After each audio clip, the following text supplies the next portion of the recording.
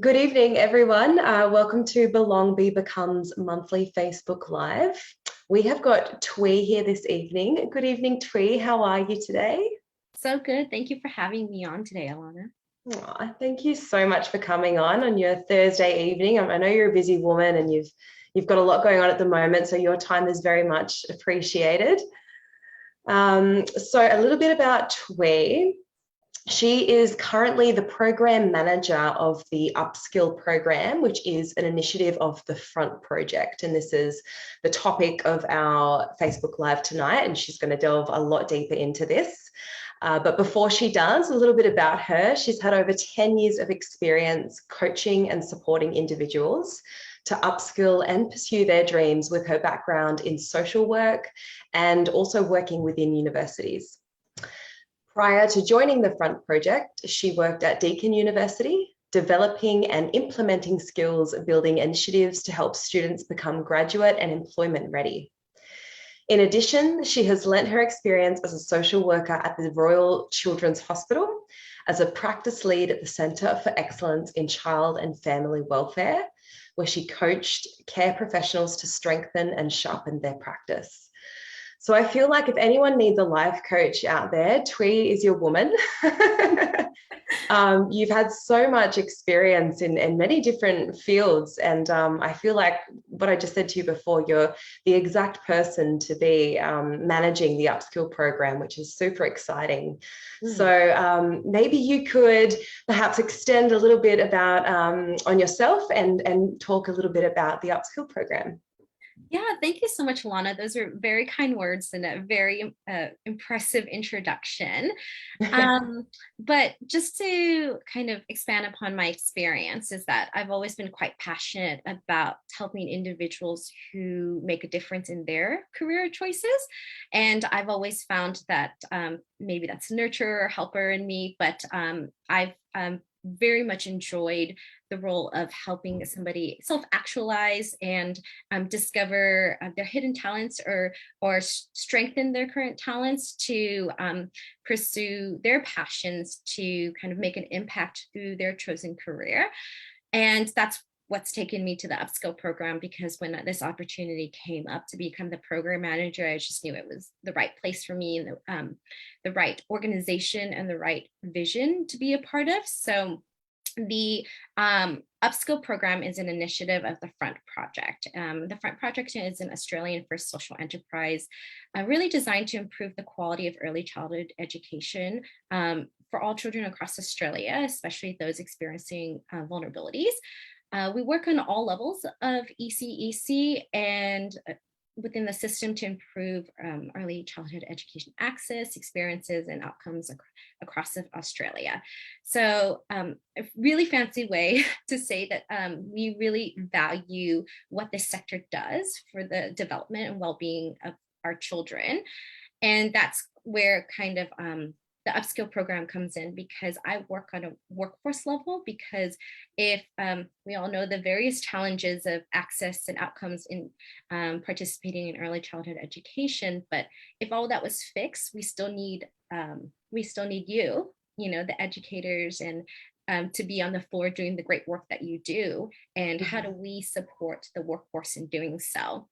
And we found that we were well placed to be in a position to help educators who were looking to upskill, to maybe future-proof a little bit, but had the passion to pursue becoming an ECT. And how you would do that is upskill with the Bachelor of Early Childhood Education. And that's where the Upskill program came about, because as many are looking for that opportunity, we've noticed, and we've worked with hundreds of educators, and we've done some research around this because we wanted to really understand what are the barriers that educators face when they're upskilling, because it's not, when you think about barriers, you might think, oh, it's academic study only, because maybe someone hasn't studied in a long time, or maybe this is the first time you're attending university. But there are also additional barriers. Those barriers include, feeling isolated, the fear of doing something new, as well as being, maybe the costs and expenses associated with university attendance and balancing various commitments and things like that. So we found that it was really important to create supports in order to encourage, champion these individuals who are doing something as brave as taking on this new journey to upskill and study. And so we've created supports within the Upskill program to kind of walk alongside and build up an educator looking to undertake study. So I'm going to go into my spiel of what our various supports are, but Sure. that includes, when individuals are starting study, the transition is challenging. You don't really know how to navigate the university system, because who does when they're doing something for the first time? Maybe you have an inner voice that likes to play up your insecurities and maybe what you've told yourself or society has told you about being smart enough to attend university. And we try to break a lot of those myths. Which I think is really important, because I was a mature age student going to uni, and I found that really overwhelming and intimidating. Like, oh, I'm so not going to get in. Like, what's the point of even trying? And then, if this had been available to me, that would have been fantastic. Yeah, I share that same lived experience. I was the first in my family to go to university for a bachelor's degree, and then I became the first to get a master's degree to become a social worker. And I did it 10 years after my bachelor's degree. So, I have that prior experience of going to university and even attending university in a different country as Australia. I'm not originally from here. Even though I had that experience, like, I'd forgotten all of it. And it was so scary, so intimidating. So I can't even imagine if it's your first time doing something like this. There's a lot of language and complexities on how to navigate the transition into university that the Upskill program provides you with. And we do that through we have we call them on-demand bite-sized webinars that they're pre-recorded that you can access, and they touch key milestones that you experience while you're transitioning and going throughout university. To really, we try to provide you with as much information that is digestible as possible, so you feel really equipped and held during this transition. That it's gonna be rocky, it's gonna be scary, because name a person who's done something for the first time and they think it's easy. No one's ever. Oh, totally. And I'm sorry to cut you off, Thuy, but I remember we were also discussing, there could be someone who's worked in the profession for 15 or 20 years, and then they suddenly decide to study, and that can have its own challenges too, where you, whatever it might be, what association you have with a degree, and like, oh, but I've got all this experience. But there really is so much to be gained from doing a bachelor degree, and you get experience when you do your degree anyway. Like, you have a practicum every year, and just different ideas of child development and philosophies. And I think it's so valuable to keep upskilling. I think that's a really great point. That so we have school leavers that come into the Upskill program, but we've actually predominantly developed this program for individuals who are upskilling, meaning those who have already been in the sector, working on the floor, who have those numbers of years of experience, who are ready for the next step in their career. And so what we do is actually cater to that, and that those individuals who are more mature age, who have a lot of experience, but not necessarily, and that's hard, right? You're really good at what you do because you've been doing it for a long time. And here's something you aren't good at because you're doing it for the first time. How do you kind of work through those insecurities and not get caught up that you in your head might be failing, but it's more you're learning? And so we kind of break those mental barriers that you create yourself, and support within that transition. We do that with my dedicated support with our transition webinar series. We also do that by providing you kind of a really, I guess, a great space for peer-to-peer support. When I was talking about that isolation earlier, that could be potentially a barrier. And I think the peer-to-peer support that we provide, we do that through having an online community that is actually a community of practice for upskill participants. So you actually be connected to upskill participants from across the country.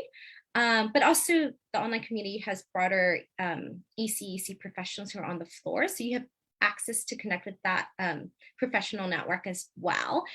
And they provide a community of practice, peer-to-peer support, but also like, what is it called? A sounding wall, where like you can say, hey, I don't get this. And you have many other people raising their hands going, I don't get this either. From all different parts of Australia with different experiences and different ideas. And yeah, that's wonderful. And you also offer face-to-face mentoring as well. So all the support groups are online, but there's face-to-face. Yes. So the online community is an additional feature for that peer-to-peer support. It's where you can access all upskill resources and upskill participants, but an additional component of our supports is the mentoring program, like you've mentioned, Alana, which is where we connect you in group mentoring, led by a professional with ECT experience who can help coach and guide the mentoring experience for the mentoring group. And that's a great place for peer-to-peer support as well. And mentoring can be online or in person. So it's really up to the mentoring group to determine what's the best mode of meeting, because ideally, it would be great if you could meet in person, but I fully recognize, even though like I may not understand everything that an individual upskilling who is an educator working part-time or full-time who has a family, you might not be able to meet in person. So it's really up to you and your mentoring group to determine. And I think that's what's beautiful about our mentoring program. Yeah. And would mentees have I guess their own sort of freedom to choose, like, oh, maybe you assign a particular mentor with the mentee and they say, oh, I'm not sure I connect with that person. Would they have a choice to work with certain people based on, their experience and their values within early childhood? Yeah, I think that's really important. I'm going to be honest. The answer is maybe, in the sense that we connect you with our aim is to connect you with students within your university with a mentor that would make sense where you are in your journey. So if I find out, and like I ask you to fill out a form so I can know like how many years we've been working in ECEC and like, where you live and things like that. And we'll try to match you with a mentor that kind of fits your professional need. Because this is still a professional relationship. It's not, unfortunately, you're not going to become best friends with your mentor. You graduate from the program, but it's a professional development opportunity. So we try to really fit you in the group so that you're going on the same journey together, and that the mentor can, their background and experience can really help you. For example, we may, if we may match a group who is on their final year of before graduating with an ECT who's recently graduated, so that they can talk them through teacher qualifications and accreditation and things like that, because they just went through the experience. Whereas if you're in your first year, you might get somebody who's a leader in a center who's has a lot of experience in building and developing workforce in their everyday life. So that really depends. But there's a meet and greet that's should be scheduled prior to starting mentoring sessions. And if there are any red flags, if there are anything that you don't feel comfortable with, or maybe it just doesn't feel right, that is why I'm here, because I am kind of your person in the Upskill program as a program manager. Then, I have kind of like an open door system where you can tell me anything, and we'll work through why this isn't a good fit. And then, and if that can't be resolved, then we'll, try to move you to a different group.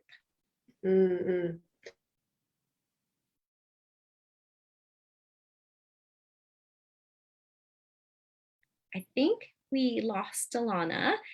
She's been having some connectivity issues because, Am oh, I there still you are. working? Did Yes, I did I did I froze. leave I again? lost you.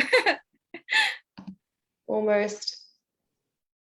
No, can you still hear me okay? Yeah, you're back. Great. Okay, all right, good. Um, yeah, I guess, I mean, this could be a very obvious answer for a lot of people, but what would you say would be the most valuable thing about upskilling to a degree? Like, why do we need educators who have bachelor degree qualifications for our profession, for things like, equal pay to be happening, quality education? Like, could you maybe expand a little bit on that? So why should people upskill? Wow. I think it's there are personal reasons, but there are sector reasons, right? So I'll go broad and then we'll drill down. Um, Within the sector, there's a huge demand for ECTs. So Yes. you're like, I wouldn't say like I could guarantee you a job. I'm not giving out jobs, but it'd be very Yeah. easy for you to move into an ECT role upon graduation. And not only that, but likely you're able to move within an ECT role within the center you work at if you want to choose to stay there and you still want to expand your career options because maybe you've been doing an educator role for a long time and you would like to step into something different, similar but different. So I think, from a sector-wide view, it's just such a need within the workforce. I'm in Victoria, and specifically in Victoria, with 3-year-old kinder, it's definitely a need. But across Australia, we know that there's a workforce demand for it. Mm. Personally, I think that a lot of individuals we find don't don't upskill because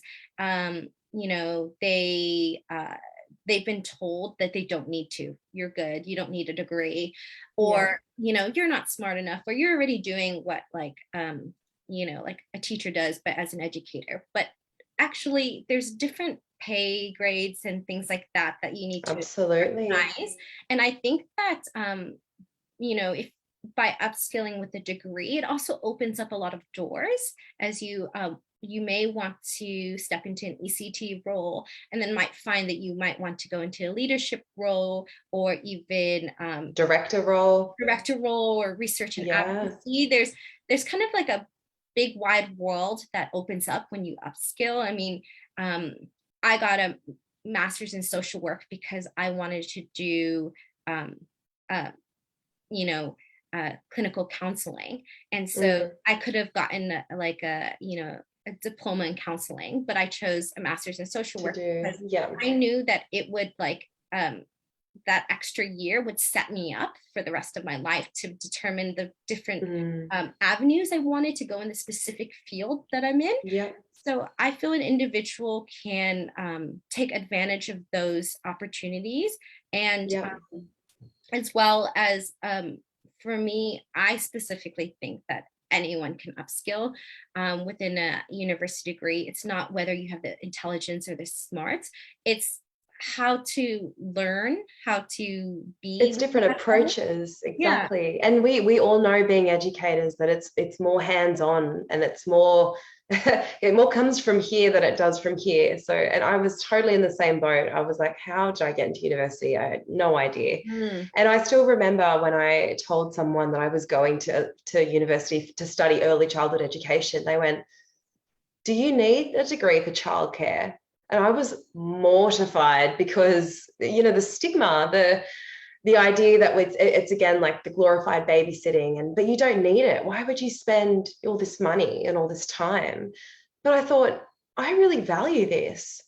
Mm. I really want to know, and I want to be a good teacher. And this is an avenue that can support me to do that. Why would I not? Why Mm. would I not upskill? Like, sure, experience counts for a lot, but you have professionals and highly experienced, both, teachers and academics, giving you this insight into all these different ideas of child development and pedagogy. And, I wouldn't have found the Waldorf Steiner education system had I not gone through university, because it Yeah. wasn't available to me. It wasn't in my world. It wasn't around me.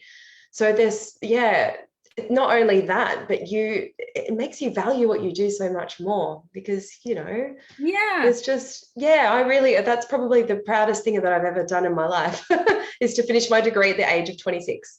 I got my I think it's like age is but a number if you're trying to totally find where you where you belong, where you're setting up. And we spend so much time working, and I think that there's a lot of privilege in being able to upskill. I mean, I worked 2 jobs and went to school full time. So but then that being said, I didn't have a family to take care of and things like that. So I recognize that privilege that I've been able to take in upskilling. And if individuals have the opportunity, I spoke about sector wide and personally wide, but I guess reflecting outwards, I find that a lot of the educators we work with started out because they're like, well, I want to, pay raise, I want to become a teacher. And then it's actually, no, it's because you have all these number of years in this sector where people misunderstand the value of what you're doing. You create the building blocks for human beings. And it's incredible if you really think about it. Sorry that I'm fangirling all over. Yeah, no, fangirl away. We need more of you, honestly. And so people misunderstand that. And so you hear all these things, but you're like, I'm actually going to pursue a degree to get even deeper and dive deeper into what I do and strengthen my practice. And that's pretty amazing. And in order to be able to not only say that you're making impact, because you are doing it right now, but explain, being able to explain the theory and practice to how you're creating the impact, as well as be able to determine which theory and concepts that to use for which child at that point. Obviously, Definitely. You're doing very similar things right now, but university study provides the opportunity to actually just gather all that information that you may not know of, or you might have an understanding of, but very surface, to dive deeper and to strengthen that practice. So, because at the end of the day, this is this is a true passion. Everyone I've talked to, you're not doing it for the money or the fame, right? Or the glory. You're doing it because you really care and really are passionate about children. Yeah, absolutely. I just had another thought too. In some ways, doing your degree is a form of advocacy for our sector, because and I don't know whether this is the correct word, and I don't want this to come out the wrong way, but in some ways it does really validate the significance of early education. We have more people getting their degree. People start to go, oh yeah, it is more than babysitting. It is more than childcare. It's quite, the conversations become different around it as well. When I talk, I don't call myself an educator. I actually say I am a teacher. I think we're all teachers. The word educator and teachers, that kind of annoys me a little bit, because I think we're all teachers regardless of having done a degree or not. But knowing that you actually put the time and energy and really saw the need to have a degree for working with young children. In some European countries, you have to have a degree to work with kids 0 to 5. It's by law, so it seems quite strange that here in Australia, just having a diploma is enough to be leading the future generation. So it really legitimizes the importance of early childhood. Yeah, and I think that just to be the devil's advocate, is that it has helped people get into the sector, because a lot of times you might not have the means or are ready to invest in a bachelor's degree, and I've talked to educators who don't want to upskill, who are so happy within their role, and its distinct differences with a teacher.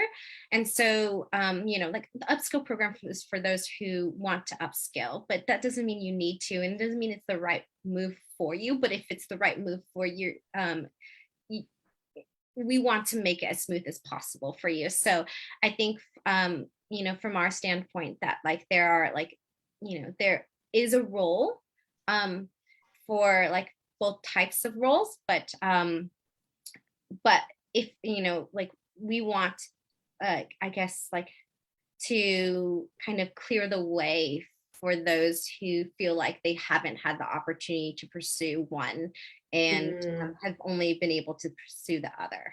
Yeah. And it's so great that this is a thing. Yeah. It's probably the first. I mean, I haven't heard of any other programs like this before. And yeah, I think also, just the word upskill. When we were talking a little bit before about people maybe feeling like, oh, I've been in this sector for so long, why do I feel that I've got to do this? Well, it's actually upskilling you. You have so much skill. All you're doing really is just, making yourself even better.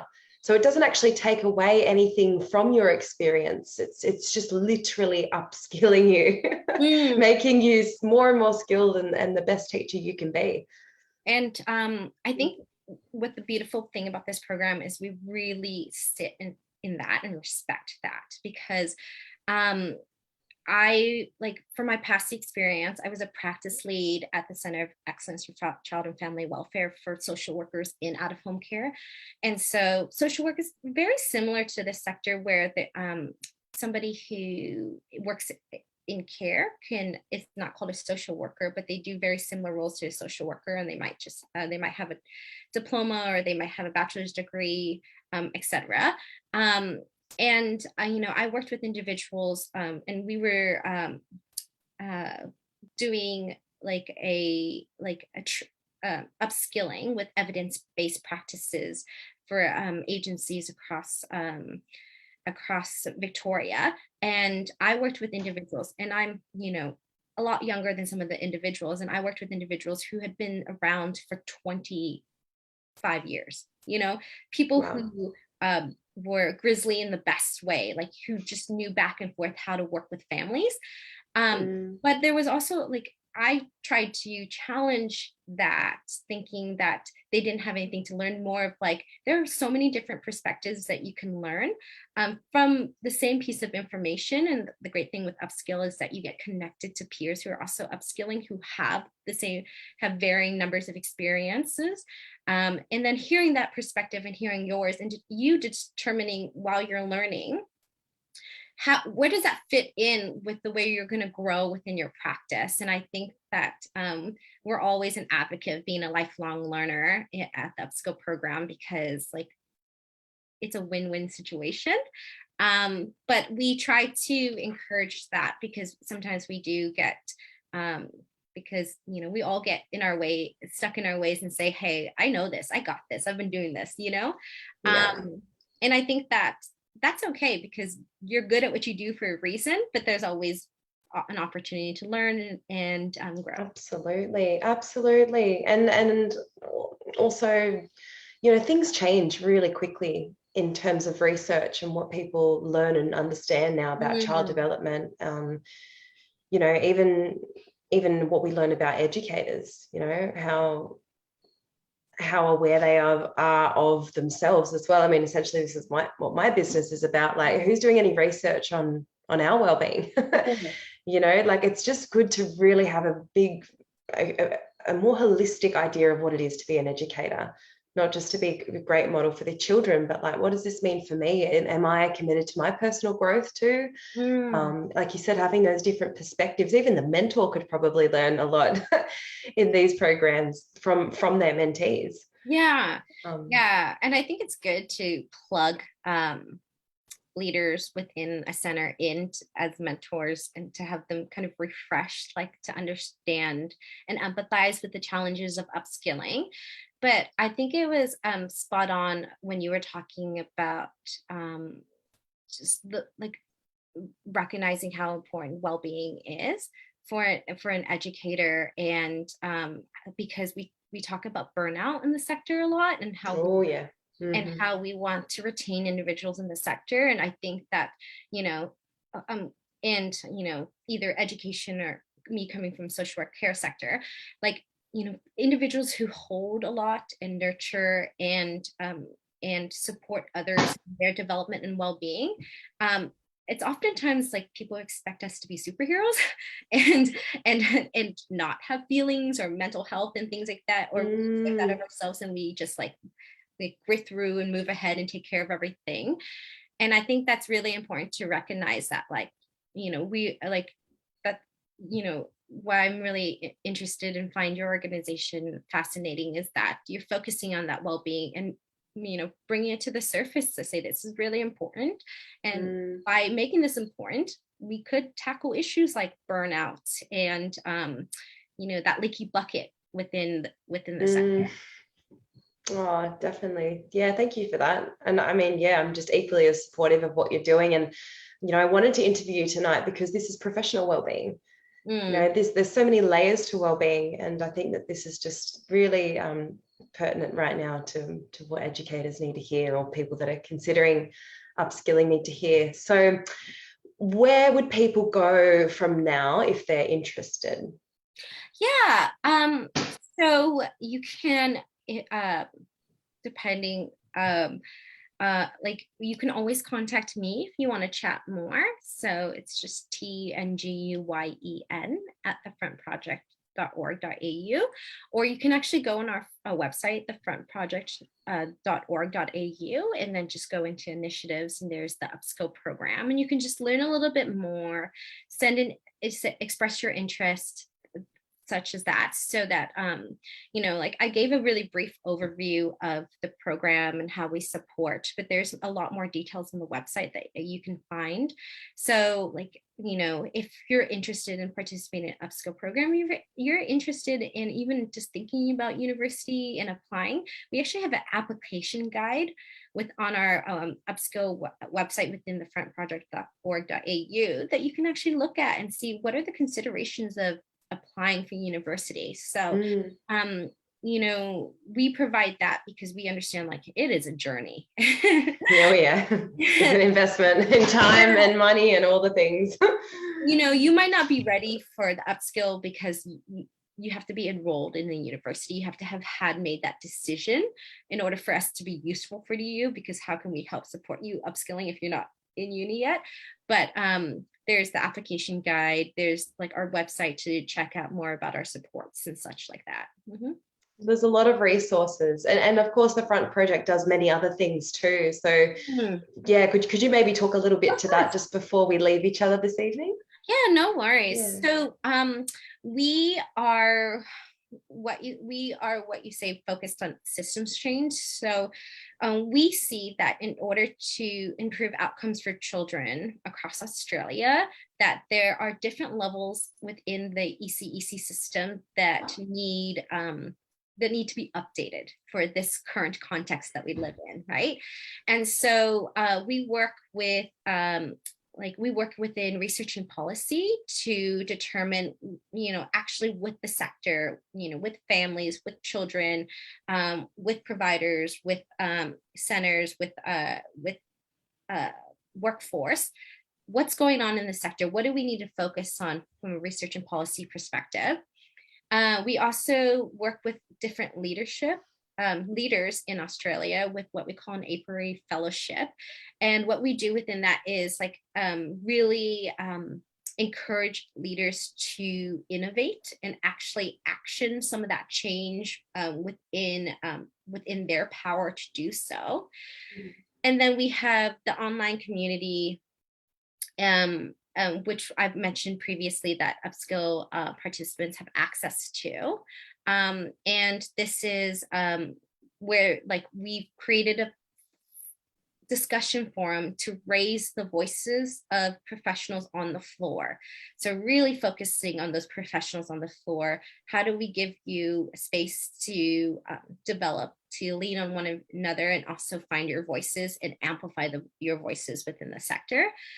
And then lastly, we have the Upskill program. In the Upskill program, we work with providers to support their staff, or we work with individual educators who are upskilling. So I work with individual upskillers, whereas we like have other partner relationships where we work hand to hand with a provider. So that's kind of like overarching what we do in order to try to support the sector within all those levels I mentioned earlier.